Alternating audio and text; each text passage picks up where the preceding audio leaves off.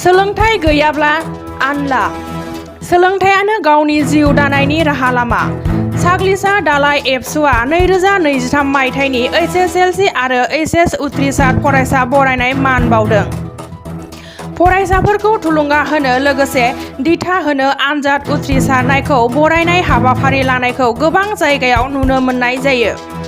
बेजों लोब्बा लाखिना दिनै रबिबार 2023 मायथाइनि 9 जुलाइआव उदालगुरि जिल्लानि सिङाव थानाय पानेरि दख'रा एबसुनि साग्लिसा दालाइसा एबसुआ HSLC आरो HS 2023 मायथाइनि उथ्रिसार फरायसाखौ बरायो।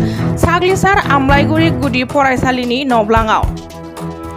साग्लिसा दालाइसा एबसुनि आफादगिरि गोहोम बर'नि दैदेननाय बरायनाय हाबाफारियाव गाहाय आलासि महरै बाहागो लाफैयो उदालगुरि जिल्ला एबसुनि सोलोंथाइ नेहाथारि सेलभासन मोसाहारिया।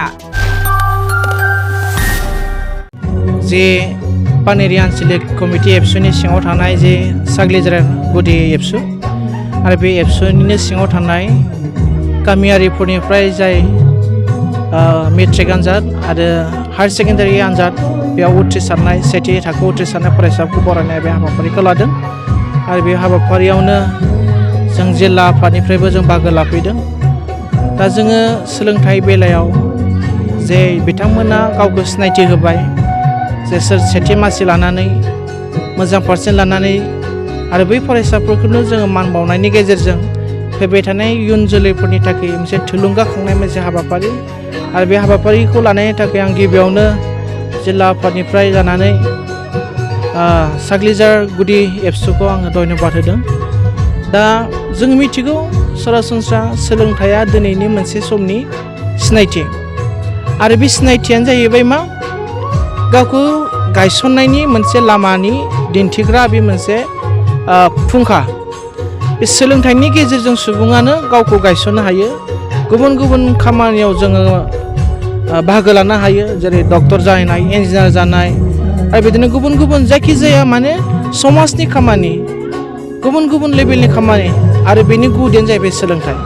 दा नैबे सोलोंथाइयाव जोङो न' कमप्रमाइस जानानै गावखौ जों डेडिकेसन खालामनानै जों जुदि उथ्रिसारनो हायोब्ला फरायनायनि गेजेरजों उथ्रिसारनो हायोब्ला आरो जोङो बे सोलोंथाइनि गेजेरजोंनो जे बर' हारिनि बड'फानि जे सिमां मास्टार रेस खालामनायनि जे सिमां बे जाफुंनायनि मोनसे लामायाव मानो होनब्ला जों मिथिगौ गेरेमसा हारि थानांगौब्ला बर'आ मोनफ्रोमबो बिथिङाव जोङो गसंथानो हानाय जानांगोन।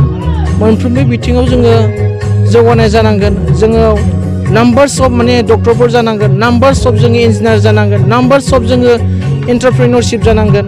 जों गुबुन गुबुन जेसेबां दङ जों गासै बर'फ्रानो जुदि जोङो सोलोंथाइनि गेजेरजों जों एस्टाब्लिश जानो हायोब्ला खालामनो हायोब्ला बिनि गेजेरजोंसो जों बुहुमाव जे मोनसे मास्टार रेस बेखौ खालामनो हागोन। दा बेनिखायनो बे सोलोंथाइ बेलायावनो फैबाय थानाय इयुनफ्रा मोजां जौगानो हानाय बायदि बिसोरनो काउन्सिलिंनि गेजेरजों एवारनेसनि गेजेरजों बिसोरखौ लोगो हमनायनि गेजेरजों दुलाराय बर' फरायसा आफादा खामानि मावबाय थादों आरो फोथायदों जों उन भबिष्यतआवबो बेबायदि मावलांबाय थानो हागोन।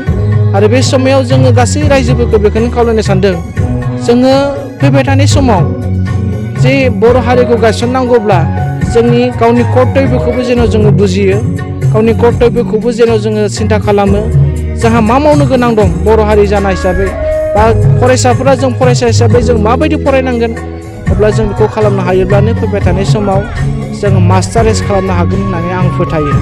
बे समाव नुनो मोनो जिहेतु साग्लिसा ओनसोला खोब माने गोबां गामियारि बेखौथ' जोङो बेखौनो सिन्था खालामनो हायो जे नैबे ओनसोलखौ जुदि जौगाहोनोब्ला बे ओनसोलखौ जुदि जोङो मुक्त खालामनोब्ला थोंजों सोलोंथाइयाल' मोनसे वान अफ दि पार्ट मोनसेल' नङा नाथाय बेनि गेजेरजों सोलोंथाइनि गेजेरजों डेभेलपमेन्टनि माखासे खोथा बुंदों।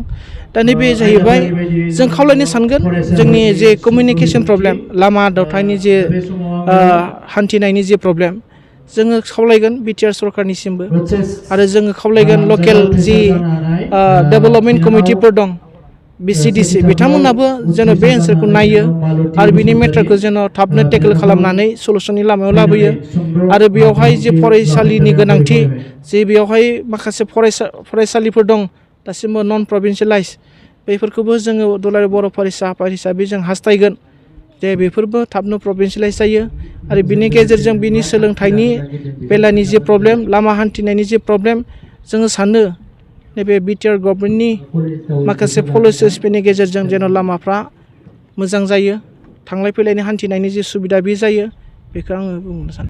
लोगोसे जिल्ला एबसुनि बिबानगिरिजों पानेरि दख'रा एबसु आफादगिरि मिथिंगा बर' आरो गोबां बिबानगिरि बिथांमोना बाहागो लानायखौ नुनो मोननाय जायो। बे समाव बे साग्लिजार दालाय दुलाराय बर' फरायसा आफादा 2023 मायथाइनि जे हायार सेकेन्डारि आरो मेट्रिकनि रिजाल्ट बे रिजाल्टनि पास जानाय फरायसा फरायसुलि बिथांमोनखौ बरायनायनि जा हाबाफारि बेयाव आं दान्दिसे नुजाथिफैनानै जोबोद गोजोननाय मोन्दों। आंबो बे साग्लिजार ओनसोलनिनो सासे सुबुं। दा नैबे समाव जा जोंनि ओनसोलनिफ्राय गासै 45 फरायसा फरायसुलिफोरा हायार सेकेन्डारि आरो मेट्रिक जयै आनजाद होदोंमोन। बेनिनो फार्स्ट डिभिजन 3 मेट्रिकआव आरो हायार सेकेन्डारियाव सासे। ओनसोल हिसाबै जोंनि ओनसोलाव जे जोबोद गोग्लैसोनाय खाथियाव हायार सेकेन्डारि बा हाई स्कुल बेबायदि फरायसालि गैया। लामा सामानि हाल साला जोबोद गाज्रि। जोंनि फरायसाफोरा गुदि फरायसालिखौ फरायखांनायनि उनाव मोनसे ओनसोलावनो भेन्सार एम इ स्कुल दङ गेजेर फरायसालि बेवहाय फरायनानै हाई स्कुलखौ बा खायसे एम इ स्कुलखौ थोंजोङै पानेरि हायार सेकेन्डारि फरायसालियाव फरायहैयो। दा बेवहाय जोंहा सोलोंथाइ बिथिङाव जोंनि ओनसोलनि रायजो राजा बा फरायसा फरायसुलिफ्रा जेरैबायदि सोलोंथाइखौ लानायनि जि बेबस्था बे बेबस्थाखौ मोननांगौमोन बेबायदि जोंनि फरायसुलिफ्रा मोननो हायाखै। लामाया जोबोद गोजान। उन्दै उन्दै फरायसा फरायसुलिफ्रा साइकेल गानानै माबायाव पानेरि हायार सेकेन्डारि फरायसालियाव फरायनो थाङो।